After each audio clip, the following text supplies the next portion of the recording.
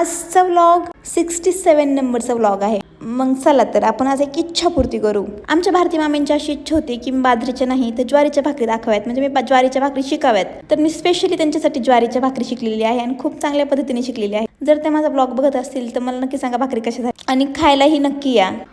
आज 10 दिवसानंतर मी कपाळावरती टिकली लावली होती. की चांगलं वाटत होतं माहिती कपाळ. एक काळ असं होतं जेव्हा मला टिकली लावायला अजिबात आवडत नसायचं ना, आता टिकलीशिवाय राहत नाही. खूप दिवसानंतर आज जावई बापू भेटले, कारण की घरी होते ना लेटपर्यंत. आज मी फायनली लायब्ररीमध्ये सुद्धा सगळ्यांचे एक्झाम झाले, सगळ्यांचं सगळं झालं. त्यामुळे आम्ही सुद्धा एक फिक्स टाइम टेबल सेट झाले लायब्ररीमध्ये अभ्यासाचं. जे अगोदर होतं जसं की डिस्कशनचे टायमिंग फिक्स झालेत, अभ्यासाचे टायमिंग फिक्स झालेत आणि पूर्ण कितीतरी दिवसानंतर आय थिंक कितीतरी महिन्यानंतर लायब्ररी क्लिनिंग डे आला फायनली. इतकी धूळ झाली होती ना. मला ढग आणि आभाळाशी इतकं ऑब्सेशन नाहीये, पण ज्यांना असतं त्यांच्या गॅलरीचे फोटो बघून मी म्हणायचे काय करतात यार. पण आज किती सुंदर वाटत होतं. मी स्वतःच एक छानसा व्हिडिओ आभाळाचा घेऊन ठेवला. डेअरीचा नवीन बोर्ड लवकरच आय थिंक डेअरीवरती लागून जाईल.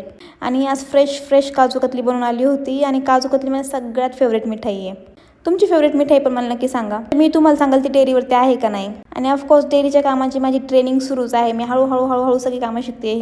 आणि डेअरीवरती गेल्याचा दुसरा फायदा म्हणजे कायम पंगे बघायला भेटतात, भांडण बघायला भेटतं. आणि मला नाक मुरडायचं शिकवत होता. स्वतःचं किती मुरडतं ते बघ पहिले.